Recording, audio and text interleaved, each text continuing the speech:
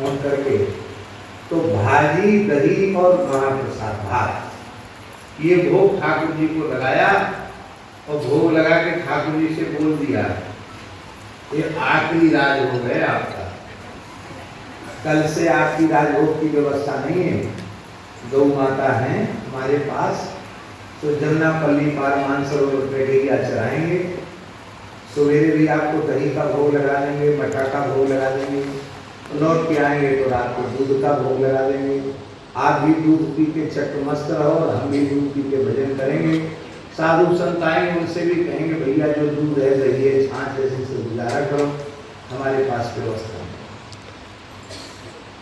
आपको राजभोग आरोग ना हो तो देखो हम तो याचना करेंगे नहीं किसी से, आपको राजभोग रोज आरोगना है प्रेम से, आप अपनी व्यवस्था कर लो। तो महाराज जी कहते कि ठाकुर जी के मंदिर में भोग धराने के पहले श्रृंगार बढ़ा रहे थे और मन में ये बात चल रही थी, और जैसे ही भोग पधरा कर सामने गए और जब उसारने के लिए आए तो वहां क्या देखा कि ठाकुर जी की देहरी पे 2 रुपया रखे। कितने रुपया? 2 रुपया।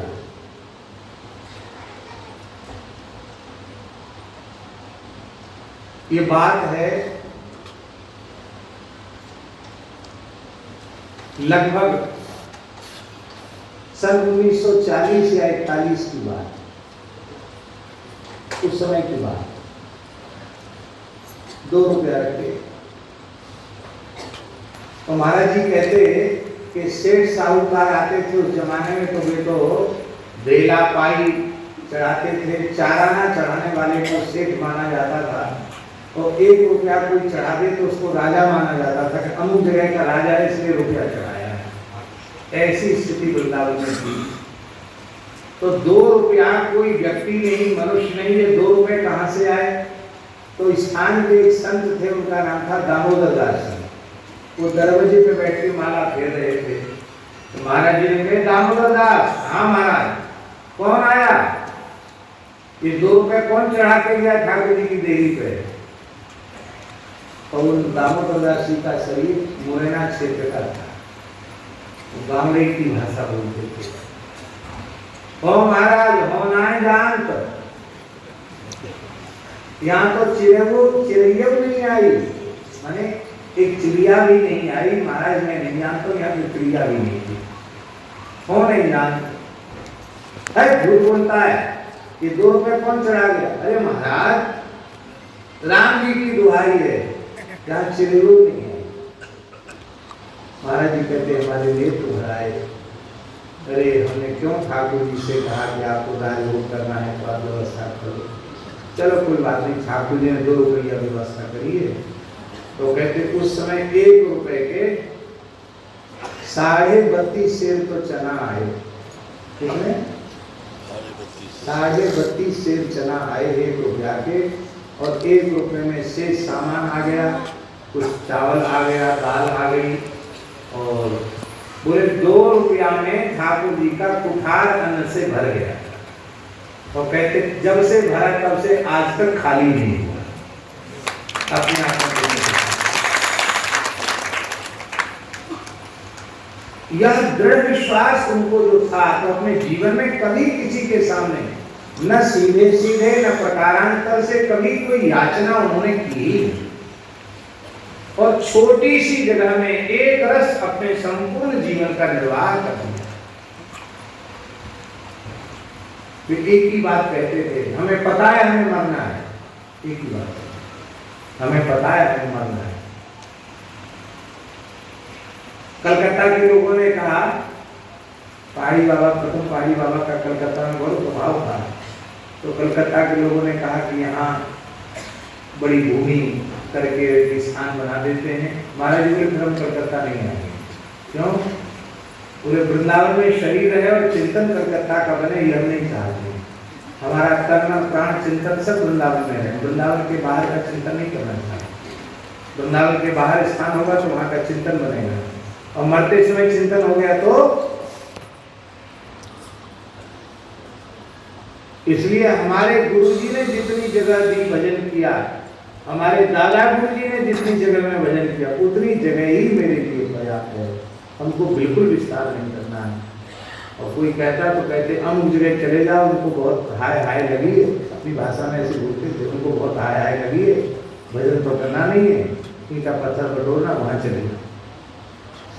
मेरे पास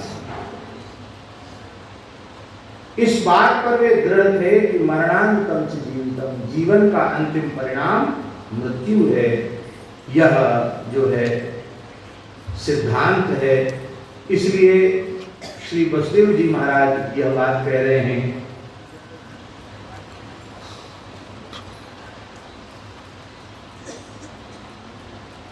श्री नंद बाबा ने भी बहुत अच्छी बात कही। वे कहते हैं नूनम यदृष्ट निष्ठोयम अदृष्ट परमो जनः अदृष्ट मात्मनस्तत्वम यो वेद न स गुह्यति। हे वसुदेव जी महाराज, निश्चित ही यह मनुष्य, यह जीव अदृष्ट के सर्वथा अधीन है।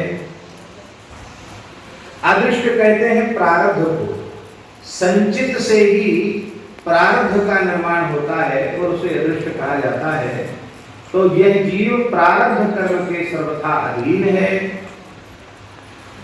इस सिद्धांत को जो अच्छी प्रकार से जानता है वह कभी मोहित होता नहीं है, क्योंकि हमारे जीवन में जो कुछ अच्छा बुरा घटित हो रहा है यह हमारे प्रारब्ध का ही परिणाम है और प्रारब्ध का भोग से ही क्षय होता है। आगे ब्रह्मा जी की स्तुति में इसी बात को कहा गया, तत्तेन कंपाम सुसमीक्षमाणो भुंजान एवात्मकृतम विपाकम, आत्मकृतम विपाकम इति मत्वा भुंजानम। ये स्वीकार करता हुआ कि हमारे जीवन में जो कुछ घटित हो रहा है वह इसमें किसी का दोष नहीं है, आत्मकृत ही है, अपना किया हुआ है और इसका भोग से क्षय होने पर ही लाभ है। इस सिद्धांत को समझता हुआ कभी भोग के क्षण में पीड़ित नहीं होता, भगवान से शिकायत भी नहीं करता, भोग के क्षय की प्रार्थना भी नहीं करता, बस प्रार्थना यह करता कि प्रभु आपकी मधुर स्मृति हमें निरंतर बनी रहे, आपकी विस्मृति कभी ना हो। बोलो भक्तवत्सल भगवान की जय। वसुदेव जी ने कहा कि देखो आपको अधिक समय यहाँ रुकना नहीं चाहिए, क्योंकि कंस की योजनाएं अच्छी नहीं है, बड़ी भयंकर योजनाएं हैं कंस की। बालकों की सुरक्षा कहीं संकटग्रस्त न हो जाए, इसके लिए आपको जल्दी श्री गोकुल पधारना चाहिए।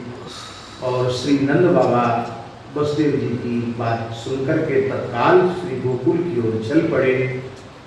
नंद बाबा ने मार्ग में विचार किया कि श्री वसुदेव जी महाराज की बात झूठी नहीं हो सकती, कहीं ऐसा न हो कि उन नवजात बालकों के जीवन पर कोई संकट आ जाए। बाबा को चिंता हुई और चिंता के क्षण में बाबा भगवान की शरण हो गए। भगवान की शरणागति संपूर्ण असाध्य समस्याओं का सम्यक समाधान है और संपूर्ण समाधान, क्योंकि शरण शब्द का अर्थ होता है शरणम गृह रक्षित्रो। शरण शब्द का अर्थ होता है घर, शरण शब्द का अर्थ होता है रक्षक। भगवान ही हमारा घर है अर्थात आश्रय है और भगवान ही हमारे रक्षक हैं। ये दो बातें भीतर स्थित हो जाएं तो फिर कोई समस्या रहेगी नहीं, सारी समस्याओं का समाधान हो जाए, संपूर्ण समाधान, सम्यक समाधान। भगवान की शरण, हरिं जगाम शरणम उत्पाता गम शंकिता। विषय तो अन्यत्र का है, लेकिन मन में आ गई है बात तो कह देते हैं। यक्ष युधिष्ठिर संवाद है महाभारत में और वहां कई प्रश्न यक्ष ने युधिष्ठिर से पूछे हैं।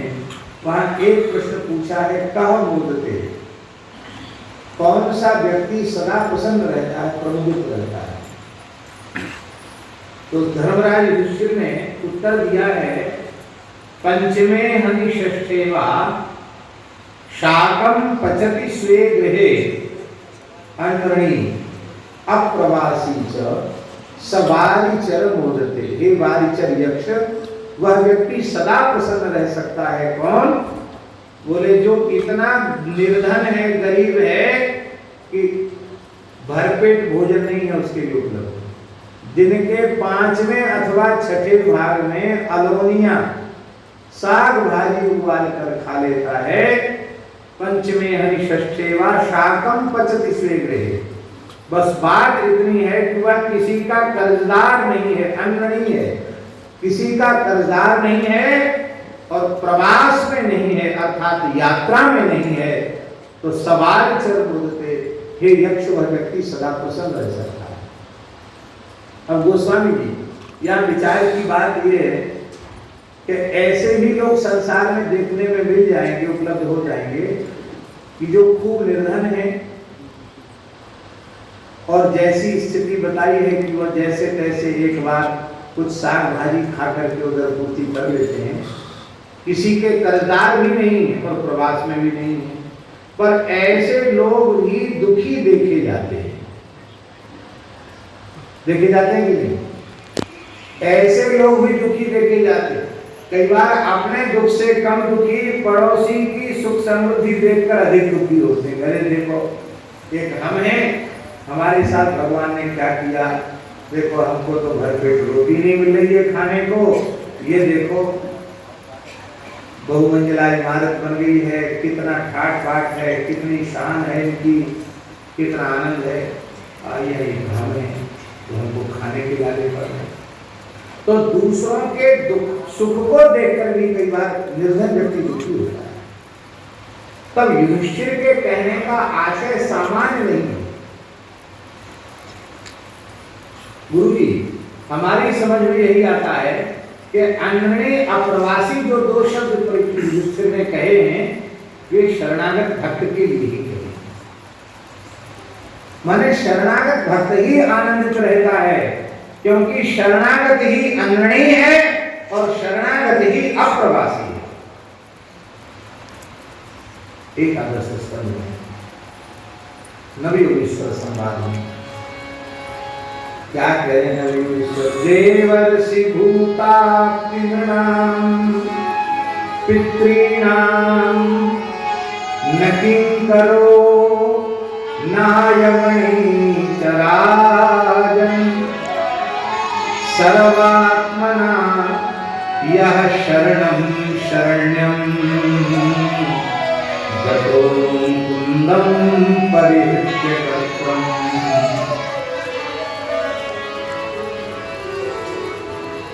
वह न तो किसी देवता का कर्जदार है, न किसी प्राणी का कर्जदार है, न किसी ऋषि का कर्जदार है। देवर्षि भूताप्ति नृणाम, न किसी मनुष्य का पितृणाम, तो किसी पितर का भी कर्जदार नहीं है। कौन? जो सर्वात्म भाव से शरण्य भगवान की शरण हो गया है, परिवृत्य कर्तृम, कर्तापने के अहंकार को त्याग कर भगवान ही करता है और भगवान ही कारयता है, इस सिद्धांत को स्वीकार करते हुए जो भगवान का शरणागत हो गया, वो समस्त प्रकार के ऋणों से मुक्त है। और नहीं तो यज्ञादि करके भी लोग देवऋण से मुक्त नहीं होते। गृहस्थाश्रम में प्रवेश करके संतति को उत्पन्न करने से भी पितृण से मुक्त नहीं होते। धर्माचरण से भी ईश्वर से मुक्त नहीं होते। इसके अनेकों प्रमाण हैं।